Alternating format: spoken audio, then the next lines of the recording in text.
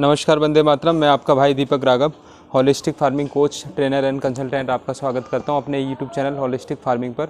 और आज का हमारा विषय है होलिस्टिक फार्मिंग क्या है, होलिस्टिक रीजनरेटिव फार्मिंग क्या है, खेत में क्या क्या लगाएं, किस बीज के साथ क्या क्या लगाएं। क्योंकि कुछ लोगों से हमारे प्रश्न आए थे कि हम प्लानिंग कर रहे हैं और हम कैसे इसकी प्लानिंग करें। तो मैं आपको बताता हूं कि होलिस्टिक फार्मिंग क्या है। होलिस्टिक फार्मिंग को आध्यात्मिक कृषि बोलते हैं, जिसको मैंने सुभाष पालेकर जी से जाना है।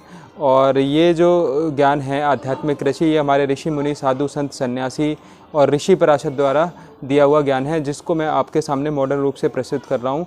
और मैंने इसका जिम्मा लिया है कि मैं इसको मॉडर्न रूप से प्रस्तुत करूँ। तो अब आते हैं कि इसकी प्लानिंग कैसे करें। प्लानिंग करने से पहले आप एक डायरी पेन लें, उसमें 9 चीज़ लें।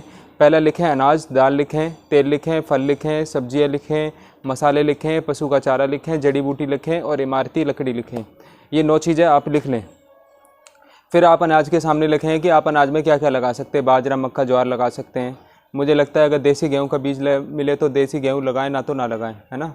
अगर किसी को देसी बीज चाहिए तो वो हम उसमें मदद कर सकते हैं किसी से दिलवाने में। फिर आप दाल की लिस्ट बनाएं कि दाल में आप क्या लगा सकते हैं। मूंग है, मसूर है, ये लगा सकते हैं। फिर तेल में क्या लगा सकते हैं। अभी आप मूंगफली लगा सकते हैं, तिल लगा सकते हैं, सरसों का तो अभी मौसम नहीं है। फिर फल में आप क्या लगा सकते हैं, जैसे पपीता भी लगा सकते हैं। फिर मसाले में, स्पाइसेस में क्या लगा सकते हैं। सौंफ लगा सकते हैं, धनिया लगा सकते हैं, मिर्च लगा सकते हैं, हल्दी लगा सकते हैं, अदरक लगा सकते हैं। आपने लिख लिया। फिर पशु का चारा की लिस्ट बनाइए। लेकिन पशु के चारे में एक बात ध्यान रखें कि आजकल ना हाइब्रिड आ रहा है, हाइब्रिड चारा आ रहा है। हाइब्रिड चारा ना लगाएं। हाइब्रिड चारा खाने से एक गौ माता की उम्र 20 से 25 वर्ष होती है, तो उसकी उम्र 10 साल कम हो जाती है। एक व्यक्ति जो हाइब्रिड सीड्स खाता है, जिसकी उम्र 100 साल होती है, उसकी 60 साल हो जाती है, 40 साल कम हो जाती है। तो सभी से हाथ जोड़ के विनती है, हाइब्रिड चारा ना तो गौ माता को खिलाएं, ना ही स्वयं खाएं, क्योंकि हाइब्रिड मैन मेड है और ये विनाश की जड़ है, तो इससे बचें। फिर जड़ी बूटी में क्या लगाएं। जड़ी बूटी मैंने बताया था, जड़ी बूटी क्या है, हमारे मेडिसिनल पौधे हैं। मेडिसिनल पौधे क्या है, हमारे खरपतवार हैं।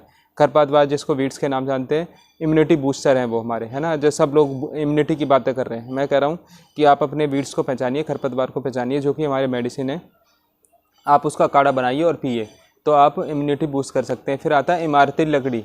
इमारती लकड़ी को 3 पार्ट्स में बांटिए, फूड फॉरेस्ट, वाइल्ड फॉरेस्ट और नेटिव फॉरेस्ट। जैसे कि मतलब फूड वाले पेड़ और जो जंगल के पेड़, मैंने पहले ही बता रखा है, और अपने लोकल वृक्ष होने चाहिए सारे।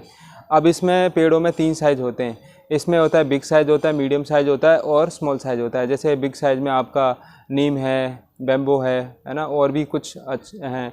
मीडियम है, संतरा है, आपका आंवला है, मौसमी है, नींबू है, किन्नू है, अमरूद है, ये मीडियम साइज़ के पेड़ हो गए। स्मॉल साइज़ में अरहर आ गया, केला आ गया, सीताफल आ गया, सहजन आ गया, ये इस तरीके के ये स्मॉल हो गए। तो आप उसकी प्लानिंग करें कि कहाँ कैसे लगाना है, वो सन डायरेक्शन और विंड डायरेक्शन को देख के आप प्लानिंग करें। फिर लोगों का प्रश्न आता है हम किसके साथ क्या लगाएं, हमेशा ही कंफ्यूज रहते हैं। देखो, किसके साथ क्या लगाएं, इसके लिए एक सिंपल सा फंडा है, आप हमेशा के लिए याद कर लें। एक दल के साथ 2 दल लगाएं, बस।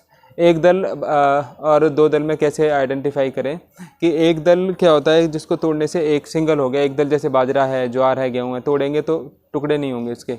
और 2 दल क्या होता है, जिसको तोड़ेंगे 2 टुकड़े हो जाएंगे। जैसे चना है, धनिया है, 2 टुकड़े हो जाएंगे। तो साइंस ये कहता है कि एक दल के साथ 2 दल लगा लें।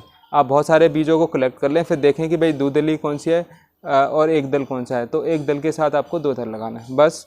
मोनोकोट, डाइकोट इसको अंग्रेजी में बोलते हैं। तो बस आप इन्हीं बातों का ध्यान रखें।